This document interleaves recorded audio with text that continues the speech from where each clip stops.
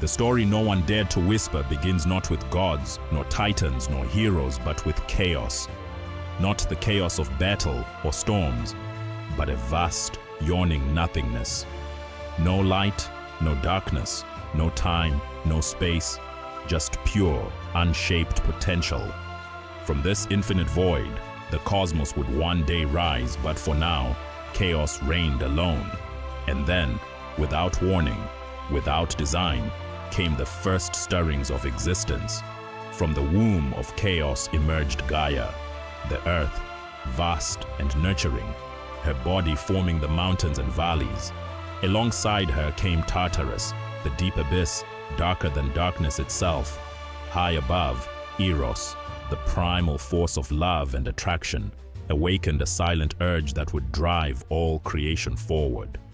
Soon followed Nyx, the night, cloaked in starless black, and Erebus, the shadow that drifted just beneath her wings. These primordial beings did not speak, they were. And in their being, the first threads of reality were spun. Gaia, ever fertile and alone, gave birth to Uranus, the sky, a vast shimmering dome that arched above her body. She loved him instantly, and he covered her completely. From their union came the first of the Titans, massive and powerful, children of earth and sky. But as Gaia gave and gave, Uranus grew cruel and afraid. He hated their monstrous children like the one-eyed Cyclopes and the hundred-handed Hecatoncheires, and hid them deep within Gaia's womb, causing her unbearable pain. It was then, in the agony of the earth herself, that the first rebellion began to take root. Beneath the weight of Uranus, Gaia writhed in silent torment. Her monstrous children, Cyclopes with eyes that could see the truths of the cosmos, and Hecatoncheires with 100 arms strong enough to shake the stars, were buried within her, imprisoned not for their crimes, but for their forms. And the earth, who birthed them in love, cried out for justice. In the quiet spaces between night and day, Gaia forged a plan. She shaped from her own heartstone a weapon, a great jagged sickle, gleaming with the promise of retribution. Then she turned to her children, the mighty Titans, and spoke for the first time. Who among you will rise? Who will free your brethren and strike down the tyrant sky? One by one, the Titans looked away, their eyes full of fear, all but one. Cronus, the youngest, stepped forward. Ambitious, cunning, and unflinching, he accepted the sickle. His eyes burned not just with justice, but with the hunger for power. When Uranus descended once more upon Gaia, oblivious and unchallenged, Cronus lay in wait. With a silent scream, he struck, severing his father's power in one bloody stroke. The sky split with a roar, and from Uranus's blood that rained upon the earth, strange new life was born, the Furies, the giants, and from the sea where the drops fell, something far more radiant would soon rise. Uranus, dethroned and broken, vanished into the heavens, never to rule again. Cronus had won, the Titans were free, the earth sighed in relief, but Gaia, ever wise, saw the ambition in her son's eyes, and a new fear took root in her ancient heart. For from Uranus's final breath came a prophecy. You, Cronus, shall fall as I have fallen, by the hand of your own child. With Uranus gone, Cronus seized the throne of the cosmos. Crowned king of the universe, he ruled alongside his Titan siblings in an age called the Golden Era, a time when mortals had not yet been dreamed of, and the heavens danced to the will of Titans. Cronus took his sister Rhea as his queen, and together they reigned from the towering slopes of Mount Othrys, their palace carved from starlight and stone. The world was calm. The land flourished. But in Cronus's heart, the prophecy echoed like a curse. By the hand of your own child. Haunted, Cronus grew cold. As Rhea began to bear children, divine, radiant beings of immense power, Cronus acted with terrifying resolve. The moment each child was born, he opened his mouth wide and swallowed them whole. Hestia, goddess of the hearth. Demeter, goddess of the harvest. Hera, goddess of marriage. Hades, lord of the underworld. Poseidon, ruler of the seas. One by one, he devoured his children, locking their divine light within the darkness of his stomach. Rhea, horrified, wept in silence. Her cries were swallowed by the wind. Cronus, confident and cruel, believed he had beaten fate. But fate is a force even titans cannot tame. When Rhea became pregnant for the 6th time, her sorrow turned to rebellion.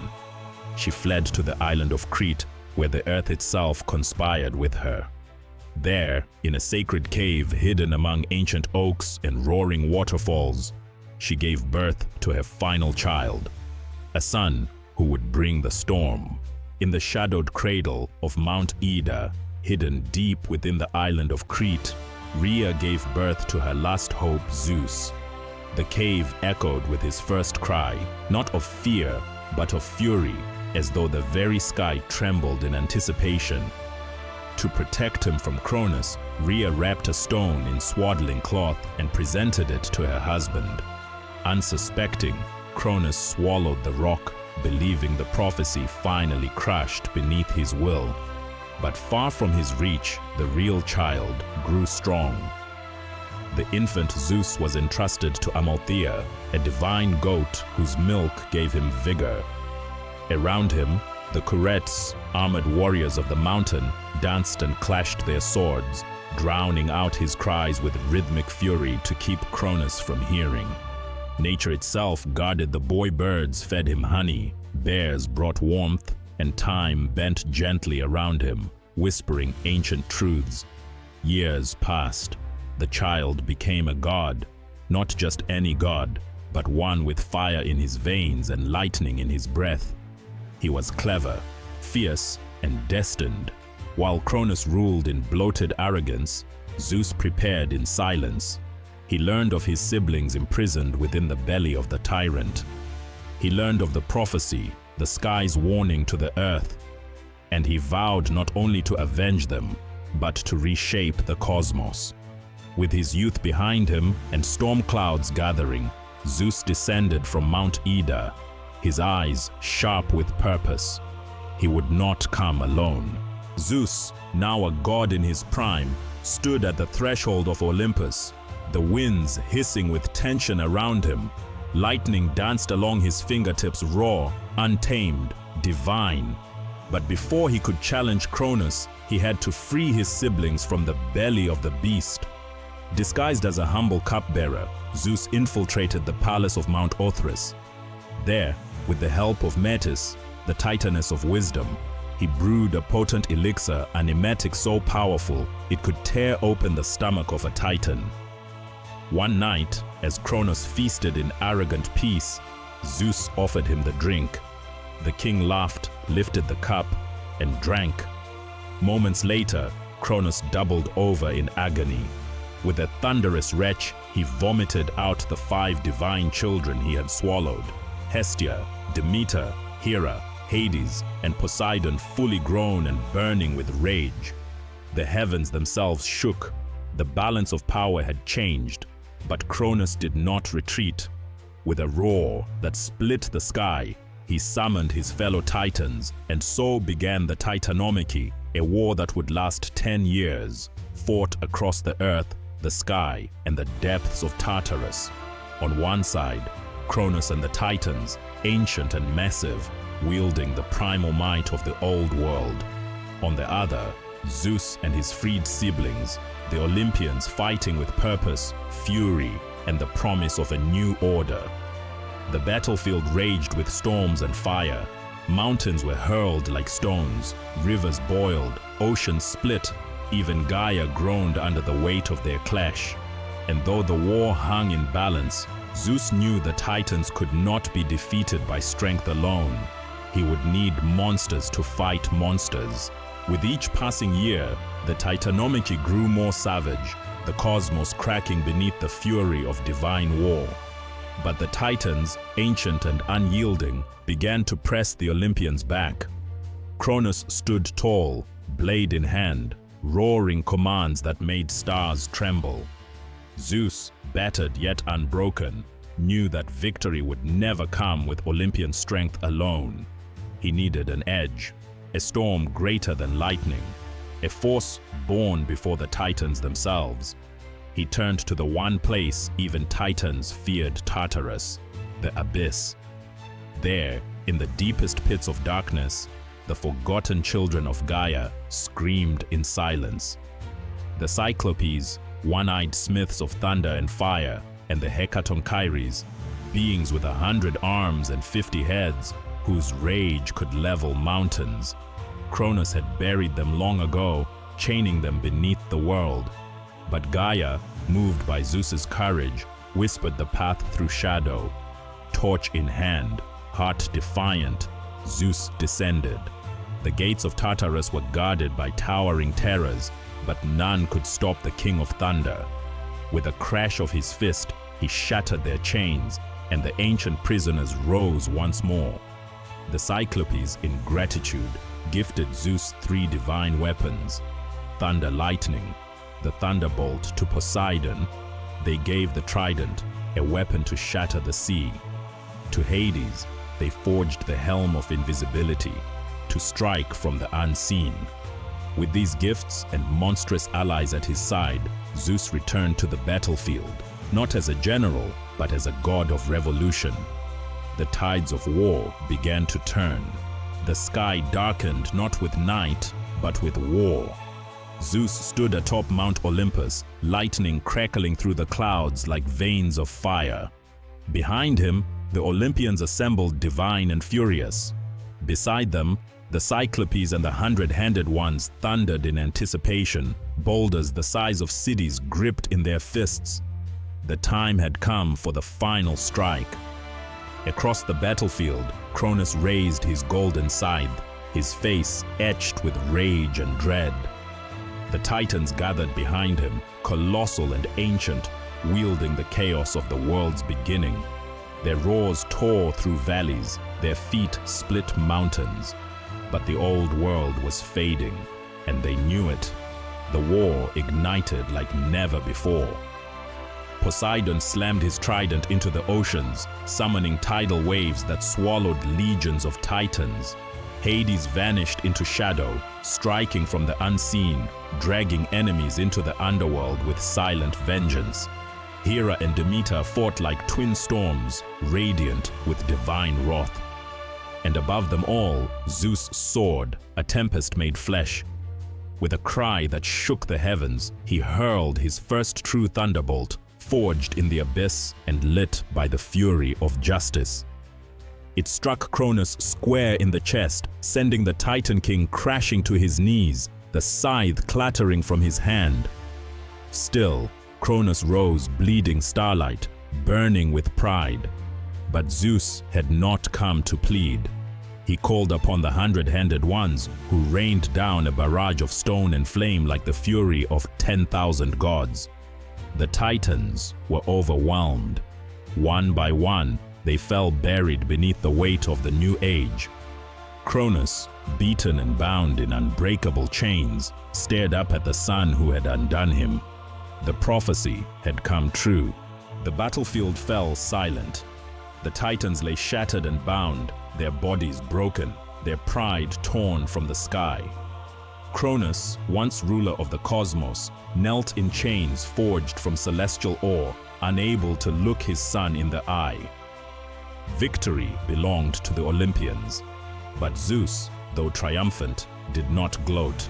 His war had been waged not for vengeance, but for balance, and the old world, for all its terror, had once served a purpose. Yet justice had to be served. With the help of Hades, Zeus opened a gateway at the edge of the earth, a black maw that howled with eternity. One by one, the fallen Titans were cast into Tartarus, where walls of bronze and rivers of fire would hold them for all time. The 100-handed ones, once prisoners, now stood as their jailers, immovable, eternal, watchful. Cronus fell last. As the gate closed behind him, his eyes hollow, defeated met Zeus's once more. He said nothing. He didn't need to. The reign of the Titans was over. A new era began. Zeus stood at the summit of Mount Olympus, the sky clearing around him. He divided the realms among his brothers. To Poseidon, he gave dominion over the sea, vast and ever-moving. To Hades, he entrusted the underworld, where the souls of mortals would dwell. Zeus himself claimed the sky, throne of storms, seat of gods. The Olympians built a new kingdom, a radiant palace of marble and gold, high above the clouds. There they ruled not through fear, but law, ritual, and power tempered by wisdom. But Gaia stirred once more. For while the Titans had fallen, a deeper, more ancient wrath still slumbered beneath the earth. The Titans were buried, Olympus rose, and the world basked in a new golden light. But beneath the calm, Gaia's heart raged. She had watched her children, the Titans, defeated, imprisoned, cast into Tartarus. Though Cronus had betrayed her, he was still her son, still born of her ancient body, and now she would have vengeance. From the depths of the earth, she summoned a force not even chaos had dared awaken. Typhon. Born of Gaia and Tartarus, Typhon was no god, no titan, he was cataclysm incarnate. A monster taller than mountains, his arms stretched across continents, each hand bearing 100 serpents. His legs churned the seas, his eyes burned like twin suns, and his voice, his scream shattered stars. From his mouth spewed molten fire, and from his back rose wings that darkened the world in shadow. When Typhon rose, Olympus trembled. The gods had never seen such terror. Even mighty Poseidon fled to the sea, and Hades sealed his gates in fear. Only Zeus stood against him, thunderbolt in hand, defiance in his soul.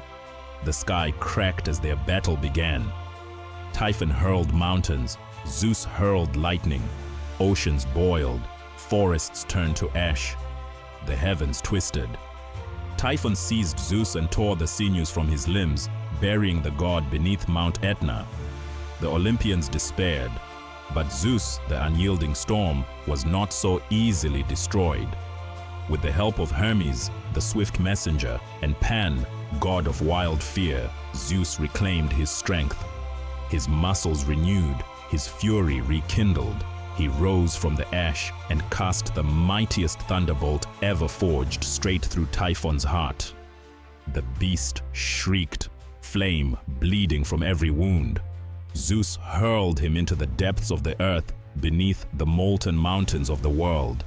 And there, Typhon still sleeps, trapped but not dead, waiting. With Typhon crushed beneath the molten roots of the world, Zeus stood alone in the smoking silence, victorious not only over titans and monsters, but over fate itself. The earth grew still.